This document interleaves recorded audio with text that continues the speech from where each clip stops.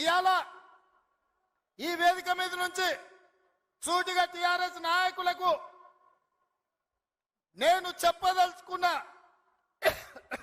తెలంగాణ ప్రజలు 10 సంవత్సరాల మీ దుర్గమార్గమైన పాలనను, ఈ తెలంగాణ రాష్ట్రాన్ని చెరుకు తోటల్లో అడవి పందులు ఏ విధంగా అయితే విధ్వంసం చేస్తాయో, ఈ తెలంగాణ రాష్ట్రం మీద మీరు మీ కుటుంబ సభ్యులు మీ పార్టీలు పడి దోసుక తిని కొల్లగొట్టి విధ్వంసం చేసి ఈ తెలంగాణ రాష్ట్రాన్ని విధ్వంస రాష్ట్రంగా మాకు అప్పజెప్పినారు. సౌత్ ఇండియాలోనే అతి తక్కువ ధరలకి రత్నాలను అందించే ఏకైక సంస్థ 6JVR. 7 లక్షల కోట్ల రూపాయల అప్పులు తెచ్చిండ్రు. మరి 7 లక్షల కోట్ల రూపాయల అప్పులు తెచ్చిన మీరు ఆనాడు మేము కట్టిన కడెం ప్రాజెక్టు కూలిపోతుంటే మరమ్మతులు చేసిండ్రా? ఈ ప్రాంతంలో సదర్మాటు ప్రాజెక్టు కట్టాలి అని అంటే సదర్మాటుకి ఏమన్నా నిధులు ఇచ్చిండ్రా? ఈ ప్రాంతంలో అడవి బిడ్డలుండే గూడాలకు రోడ్లైనా వేసిండ్రా? ఈ అడవి బిడ్డలకు మిషన్ భగీరథ పేరు మీద 40,000 కోట్ల రూపాయలు దోసుక తిన్నారు. తాగడానికి మంచినీళ్ళు ఇచ్చిండ్రా? ఒకవేళ మీరు ఈ గూడాలకు మంచినీళ్ళు ఇచ్చుంటే ఇవాళ మా మిత్రుడు బట్టి విక్రమార్క గారు 60 కోట్ల రూపాయలతోని మళ్ళీ గూడాలకు తాగడానికి నీళ్లకు నిధులు ఇవ్వాల్సిన పరిస్థితి ఎందుకు వచ్చింది అని చెప్పి నేను ఆ సన్నాసిని నేను అడుగుతున్నా.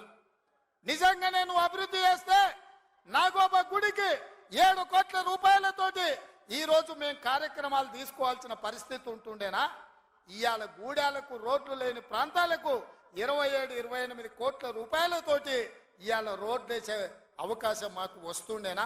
ఇవాళ ట్రైకార్ ద్వారా చదువుకునే పిల్లలకు తరగతి గదులు లేకపోతే 10 కోట్ల రూపాయలతోటి ఇవాళ తరగతి గదులు ఆదివాసి బిడ్డలు చదువుకోవాలి, ఐఏఎస్లు ఐపీఎస్లు కావాలి, ఈ రాష్ట్రాన్ని దేశాన్ని ఏలాలి అని చెప్పి ఇవాళ 10 కోట్ల రూపాయలతోటి తరగతి గదులు మేము నిర్మించినాం తప్ప నిర్మించడానికి నిధులు ఇచ్చినాం. ఒక్క రోజైనా ఈ బిడ్డల కోసం నువ్వు సమీక్ష చేసినావా అని నేను అడుగుతున్నా. ఎంతసేపు నీ బిడ్డలు, ఎంతసేపు నీ దోపిడి, ఎంతసేపు నీ ఫామ్ హౌజులు కట్టుకోవాలన్న ఆలోచన తప్ప నీ కొడుకుకో బిడ్డకో ఉద్యోగాలు ఇవ్వాలి, పదవులు ఇవ్వాలి, ప్రజలు బండకేసి కొడితే మళ్ళీ శాసన మండలి సభ్యత్వం నీ బిడ్డకు కవితకి ఇచ్చినవు తప్ప తెలంగాణ ఆడబిడ్డలకు చదువుకున్న పిల్లలకు ఉద్యోగాలు ఇచ్చినవా అని నేను అడుగుతున్నా.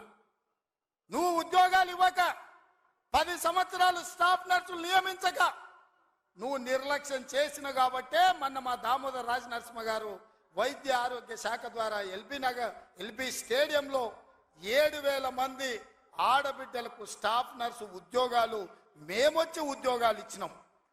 నీ బిడ్డ నిజామాబాద్ ఎంపీల బండకేసి కొడితే తండ్రిగా నీకు దుఃఖం పొంగుకొచ్చింది. నీ బిడ్డకెంబడే శాసన మండలిలో మళ్ళీ పదవి ఇచ్చినావు కానీ గా ఆడబిడ్డలకు స్టాఫ్ నర్సు ఉద్యోగాలు ఇచ్చినవా? గది నీ నీతి, నీ జాతి. మరి మేము 7,000 ఉద్యోగాలు స్టాఫ్ నర్సులు ఇచ్చినాం. ఇవాళ నీ అల్లుని నీ కొడుకుని మంత్రిని చేసుకున్నాం. కానిస్టేబుల్ ఉద్యోగాలు 15,000 ఉద్యోగాలు భర్తీ చేయక ఆకాశంలో వేలాడుతున్నట్టు త్రిశంకు స్వర్గంలో నిరుద్యోగ యువకులు ఉంటే కోర్టులో కేసు ఉంటే నువ్వేమైనా పరిష్కరించినావా అని నేను అడుగుతున్నా. అందుకే మేము వచ్చిన ఎంబడే హోంశాఖ నా దగ్గరనే ఉంది.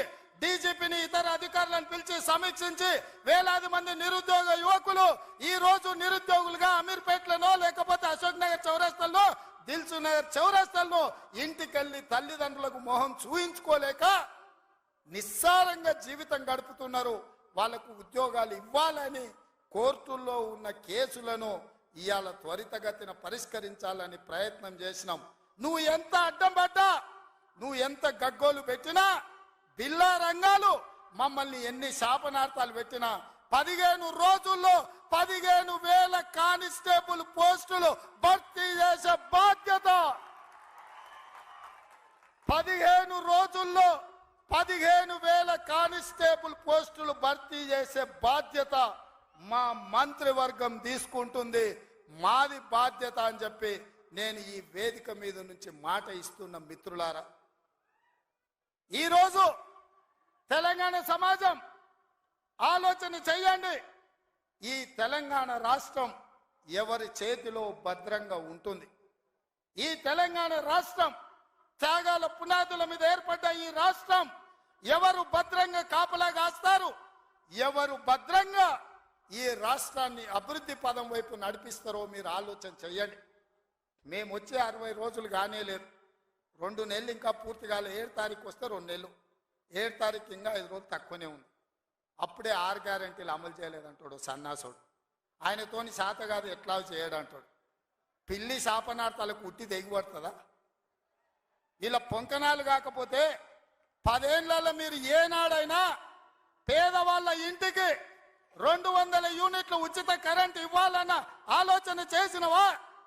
పేదవాడు ఆత్మగౌరవంతో బ్రతకాలి అంటే ఇందిరమ్మ ఇండ్లు ఇవ్వాలన్న ఆలోచన ఏనాడైనా చేసినవా? ఆరోగ్యశ్రీ పథకాన్ని నిర్వీర్యం చేసినావు. 10 లక్షల రూపాయలు వాళ్ళకి ఇన్సూరెన్స్ ఇవ్వాలన్న ఆలోచన ఏనాడైనా చేసినవా? ఇవాళ అందుకే ఆడబిడ్డల్ని ఆదుకోవడానికి 500 రూపాయలకు సిలిండర్ ఇచ్చి ఆడబిడ్డల్ని ఆదుకోవాలి, కట్టెలపై కష్టాల నుంచి వాళ్ళని కాపాడాలి అని తొందరలోనే మా ఆడబిడ్డల కోసం 500 రూపాయలకి ఇంటింటికి సిలిండర్ ఇచ్చే బాధ్యత మా మంత్రివర్గం తీసుకున్నది.